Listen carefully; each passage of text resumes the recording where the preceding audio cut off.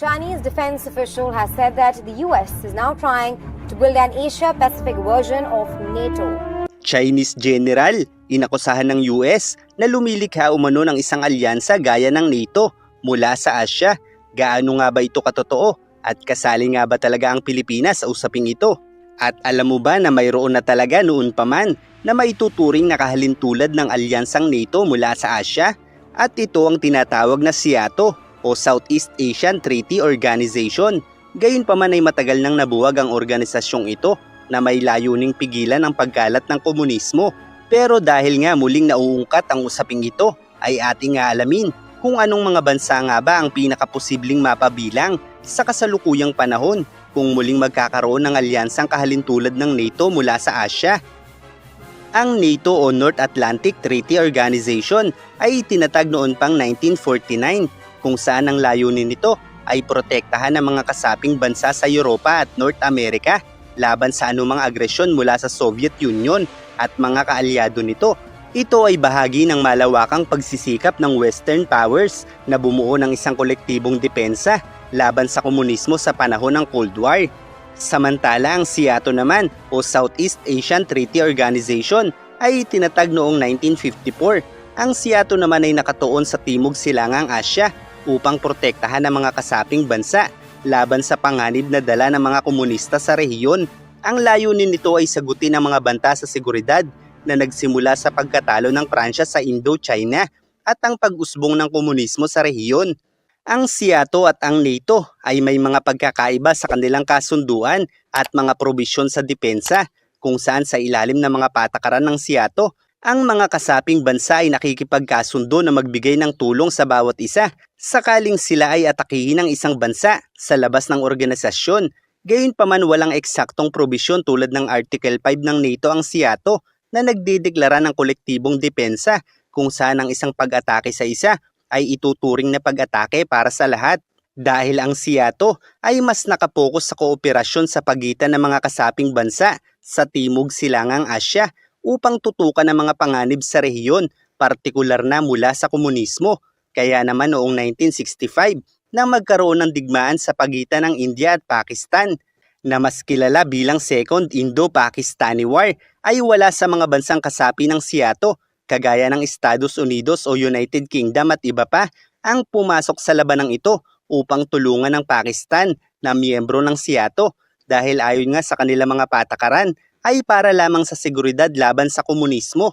ang alyansa, partikular na sa Timog Silangang Asya. Kaya naman dahil dito ay nagsimulang bumuo ng mga bagong pakikipag-alyansa ang Pakistan mula sa iba at tuluyang kumalas ang Pakistan sa organisasyong ito noong 1973. At dahil naman sa malawakang kritisismo sa US mula sa buong mundo sa naganap na Vietnam War dahil sa pagkasawi ng maraming tao at patuloy na paggastos ng malaking pera sa digmaang ito ng US, kabilang na mga miyembro ng SEATO, ay nagpasya ng umatras ang US sa labanang ito na naging daan sa pagtatapos ng Vietnam War noong 1975 at dahil sa patuloy na kritisismo sa kaganapang ito, ang SEATO ay tuluyan na ring nabuwag noong 1977 na kinabibilangan ng United States, France, Great Britain, New Zealand, Australia, Philippines at Thailand. At sa kasalukuyang panahon bagamat itinatanggi ng US na bumubuo ito ng alyansang kahalintulad ng NATO sa Asya, ay hindi maiaalis ang posibilidad na mangyayari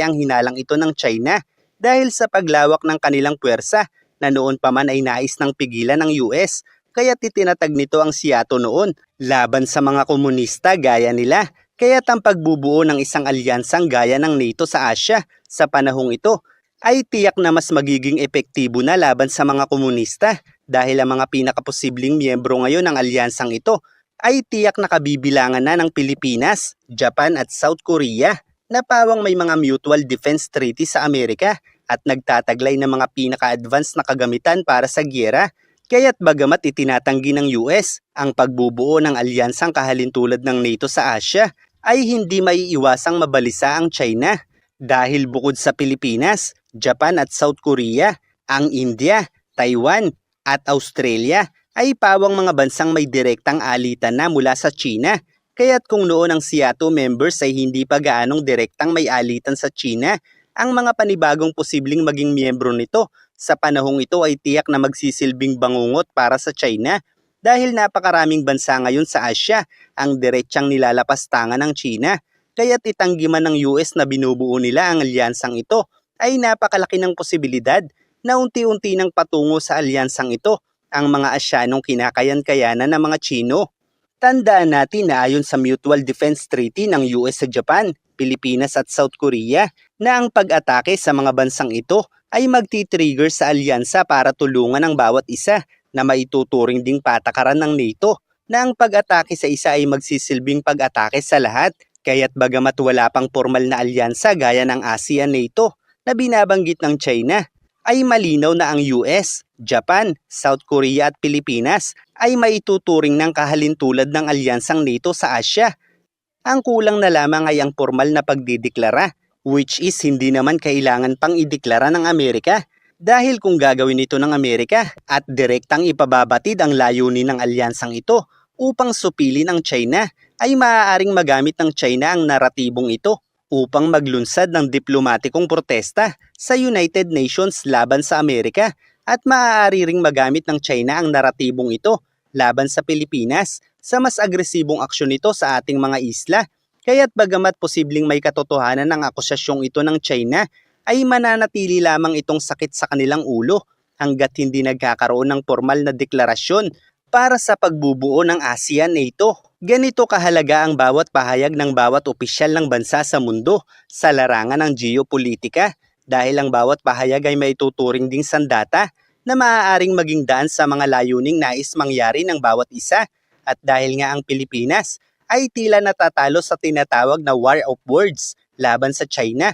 ay kinakailangan ng boses ng taong bayan upang itama sila dahil isang kababawan ng pagpapahayag na isang aksidente at hindi pagkakaunawaan lamang ang nangyari sa tagpong ito na tiyak kahit ilang henerasyon man ang dumaan ay patuloy itong babatikusin ng mga Pilipino, lalong-lalo na ang pahayag ng pagnanais na tayo pa ang unang muling humiling na makipag-usap sa mga Chino sa kabila ng marahas na aksyong ginawa nito sa ating mga sundalo. Gayunpaman dahil sa matalinong pahayag ng Pangulo sa pagkontra ng mga pahayag na ito, ay naging malinaw na ang pagkukulang ay nasa ilang gabinete ng administrasyong ito, kaya't nasa komplikadong posisyon ngayon ang Pangulo at tanging ang taong bayan lamang ang magiging pinakamalakas na kakampi nito upang maisulong ang kanyang tunay na layunin na ipagtanggol ang teritoryo ng mga Pilipino. Kaya't sana ay huwag masayang ang napakagandang posisyon natin sa ating mga kaalyado dahil lamang sa ilang sangay ng ating gobyerno